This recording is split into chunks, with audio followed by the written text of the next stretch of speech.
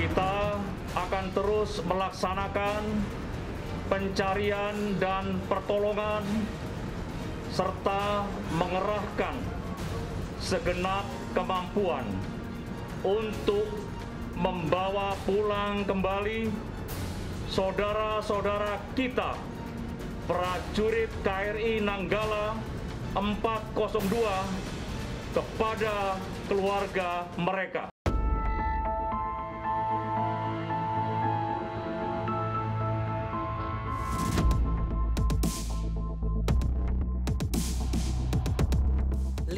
Tiga satria bangsa itu benar-benar telah menunaikan janji dan dharma bakti kepada negara sampai nafas penghabisan. Menjaga Laut Nusantara dari kedalaman 838 meter di dasar samudra. Mereka berpatroli untuk selamanya. On Eternal Patrol.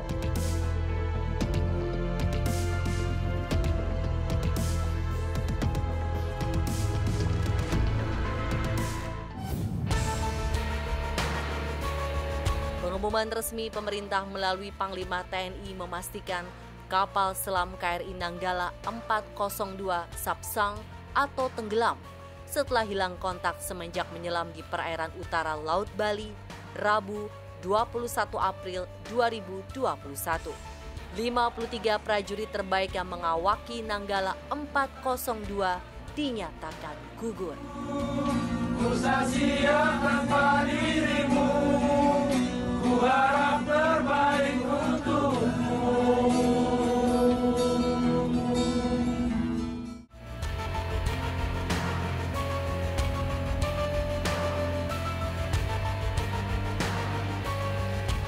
Pengumuman fase Sapsang disertai munculnya beragam spekulasi dari kerusakan mesin, human error, sampai yang paling ekstrim mengaitkan kemungkinan KRI Nanggala 402 ditembak kapal selam asing. Padahal bagaimanapun peristiwa terjadi, tenggelamnya kapal selam berusia 40 tahun itu sudah melewati batas kedalaman bertahan bagi paru-paru manusia. Jadi sebetulnya kekuatan di air, kalau ini orang hidup loh ya. Orang hidup itu kan dia masih ada oksigen. Dengan masih ada oksigen, terus kemudian kan dengan ada oksigen kan sel-sel itu masih hidup. Nah, untuk daya tahan tubuh itu sebetulnya sesuai nantinya itu bisa disesuaikan dengan kedalaman. Karena apa? Setiap kita masuk di dalam air, ya 10 meter ke dalam air, tekanan atmosfer itu naik 1 atmosfer, 1 bar. Jadi kita contohnya kalau kita nyelam 10 meter, di kedalaman 10 meter, tekanan dari luarnya itu menjadi 2 atmosfer. Jadi kedalaman itu ditambah 1 atmosfer. Jadi kalau makin dalam 10 meter, makin 20 meter ya 2 ditambah 1 jadi 3 atmosfer. Tekanannya dari luar. Nah, untuk supaya tubuh kita tuh bisa, itu yang dikatakan namanya ekualisasi. Ekualisasi itu jadi tubuh kita kan ada udara. Udara itu kan yang paling banyak kan di paru-paru, bisa di lambung. Nah, itu supaya bisa tekanannya seimbang ya, itu dilakukan falsafah manuver, semuanya diekualisasikan, disamakan dulu tekanannya. Sampai kini, tim gabungan pencarian masih berusaha untuk mengangkat bodi kapal dan jasad korban yang mungkin saja ada dan sempurna. Namun secara ilmu anatomi tubuh, dalamnya titik tenggelam Nanggala 402 yang berada pada 838 meter adalah sesuatu yang mustahil untuk ditemukan secara utuh. Dia pasti akan terjadi aspirasi atau terjadi pneumotorak, jadi paru-parunya pasti sesek. Karena dia kan akan dari dalam squeeze akan mengembang, toh. Dengan mengembang terlalu cepat itu terjadi pneumotorak. Ya bukan sistem meledak, maksudnya itu bisa robek organ-organ halusnya itu, jadi istilahnya jadi pneumotorak. Jadi dia jadi kurang oksigen. Iya, di dalam situ. Jadi enggak bus meledak gitu, enggak. Jadi maksudnya itu ya rusak gitu loh. Organ-organnya rusak. Serupa halnya di darat, Aktivitas bawah laut juga memiliki resikonya sendiri, termasuk yang berbahaya seperti menyelam bagi yang tidak memiliki keahlian dan pengalaman. Jangankan orang biasa, para penyelam profesional saja punya batas kedalaman yang boleh diselami.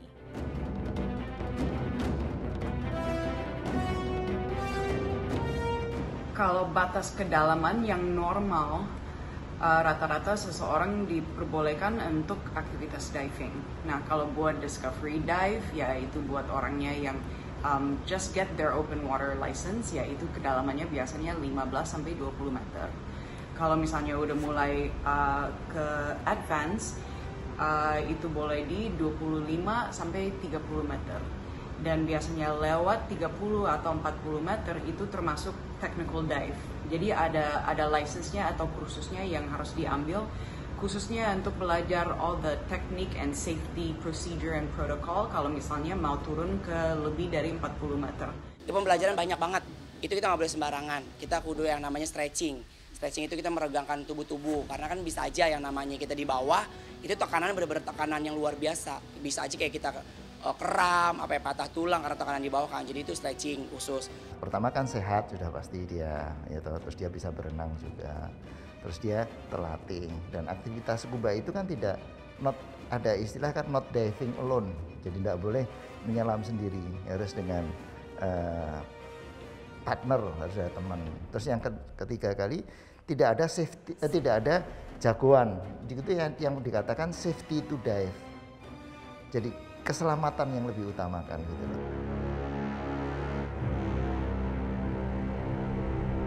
Seluruh rakyat Indonesia menyampaikan duka mendalam. Mungkin saja kalimat-kalimat penyemangat tidaklah cukup untuk mengusir kesedihan bagi keluarga yang ditinggalkan. Inilah bukti bahwa bangsa Indonesia benar-benar kehilangan, seraya berdoa para patriot bangsa itu pergi dalam keadaan syahid, sebagaimana mereka gugur saat bertugas yang merupakan puncak dari sebuah pengabdian. Datang akan pergi, lewatkan berlalu,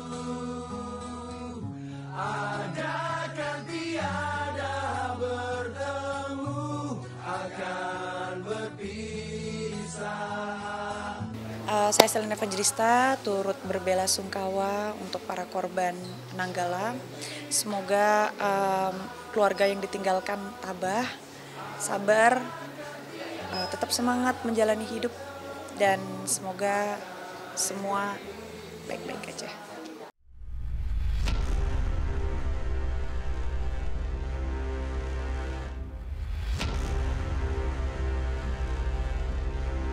Mereka memang prajurit yang terpilih. Tak semua sanggup menembusnya. Atau tak semua punya nyali menjadi bagian dari Korps Hiu Kencana, satuan khusus kapal selam di TNI Angkatan Laut. Karena statusnya sebagai pasukan khusus, menjadi bagian Korps Hiu Kencana adalah sesuatu yang membanggakan bagi prajurit. Tetapi untuk sampai ke sana, mesti melewati proses yang panjang plus bermental kuat. Jadi Korps Hiu Kencana ini adalah korps elit ya di Angkatan Laut. Kenapa? Karena mereka prajurit pilihan dan pelatihannya sulit sekali. Biasanya mereka levelnya itu tertinggi lah di angkatannya masing-masing. Nah, makanya bagi kita tentu ini adalah kehilangan yang luar biasa ya, bagi TNI, bagi negara ini kehilangan yang luar biasa. Makanya negara punya PR untuk memberikan apresiasi yang setinggi-tingginya kepada mereka yang gugur dan termasuk kepada keluarga. Tahun 2016 lulus STM, dia minta jadi TNI AN. Alhamdulillah lolos. Dinas 2 tahun di kapal atas air, kemudian dia bilang, "Mama, AA mau ikut seleksi kapal selam." Kapal selam itu orangnya pinter-pinter loh Pak, hebat, orang pilihan. Saya merestui anak saya ikut seleksi kapal selam. Alhamdulillah dari sekian seleksi diambil 23, termasuk AA Pandu. Selain syarat teknis dengan kualifikasi khusus, ada satu lagi, harus tabah sampai akhir. Sesuai semboyan heroik mereka, Wira Ananta Rudira. Lalu, apa saja syarat-syaratnya?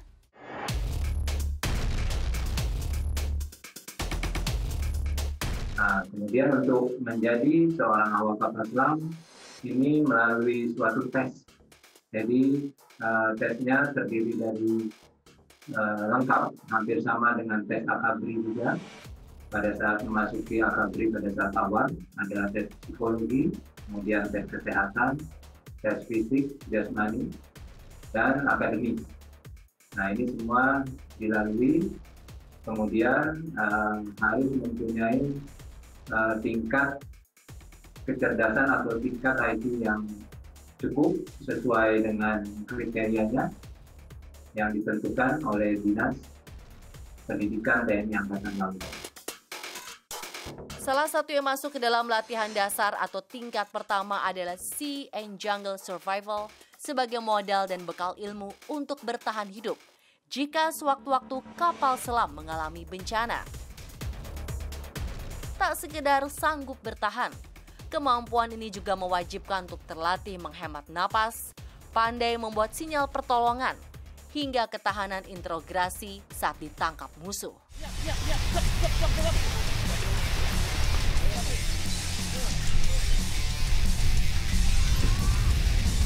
Latihan wajib tahap pertama merupakan tahap parsial. Pada tahapan ini, calon prajurit Hiu Kencana diajarkan membuat pelampung darurat, bertahan hidup di perahu karet, dan termasuk bagaimana memperoleh air tawar. Yang nggak dibayangkan sama kita sama sekali sebelum kita masuk ke sini. Untuk di kapal selam, kita tidur pun kadang nggak bisa. Kadang tidurnya pun harus duduk. Karena terbatas tempatnya, lorongnya pun kecil, untuk dilewatin 2 orang aja harus bergantian. Akhirnya malah membuat kekeluargaan itu menjadi lebih erat. Dulunya itu janji sama almarhum bapak, kalau saya itu, Pak, saya itu mau masuk prajurit brevet ini. Kira-kira boleh enggak? Kata almarhum bapak saya itu, udah terserah, yang penting menurutmu baik, yaitu untuk nanti jalanmu rezekimu, katanya itu.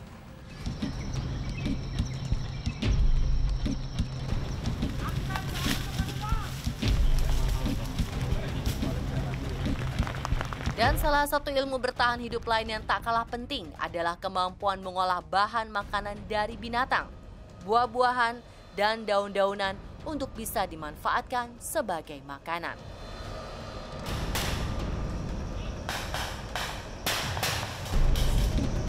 Setelah menyelesaikan pendidikan dasar Sea and Jungle Survival, tahap selanjutnya adalah pelajaran spesialisasi dan taktik.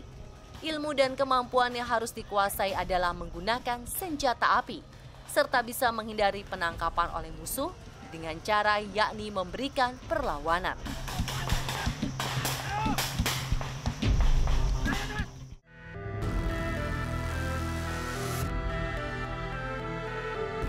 Tidak sekedar kuat secara fisik dan menguasai ilmu dasar, calon awak kapal selam juga kudu memiliki mental dan kejiwaan yang stabil.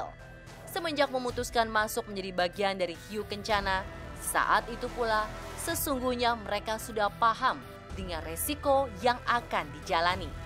Tidak saja akan menghabiskan waktu dinas di dalam laut, juga akan dilanda stres dan kejenuhan tingkat tinggi.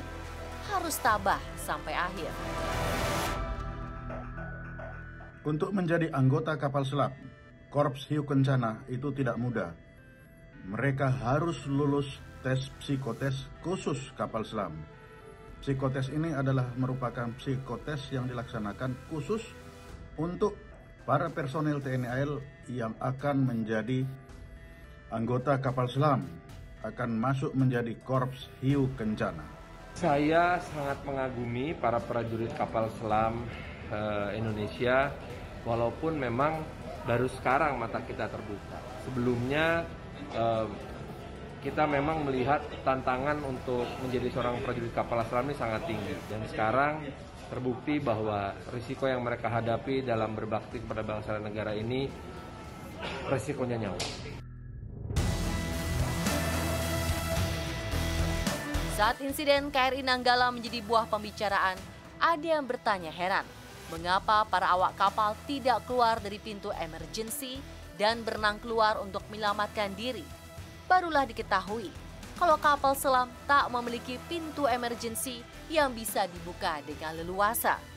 Pintu kapal selam jauh lebih rumit dari yang dibayangkan karena dirancang agar tak bisa dimasuki air laut. Kalau kapal selam itu masih berada di atas air sebelum dia menyelam, maka mudah sekali untuk membuka tingkap-tingkap atau pintu kapal selam itu.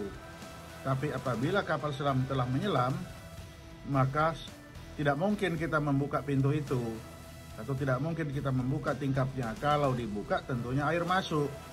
Di dalam situ ada jendelanya, nggak ada mas, begini.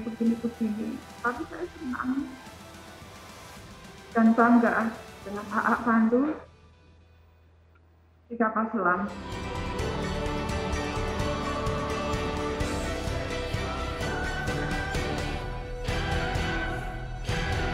Melihat persyaratan dan tes ketat ini, wajarlah hanya prajurit dengan kualifikasi khusus dan istimewa yang sanggup menembusnya. Tidak saja istimewa secara skill dan penguasaan teknik dasar, juga para satria yang dibekali mental dan jiwa yang mumpuni.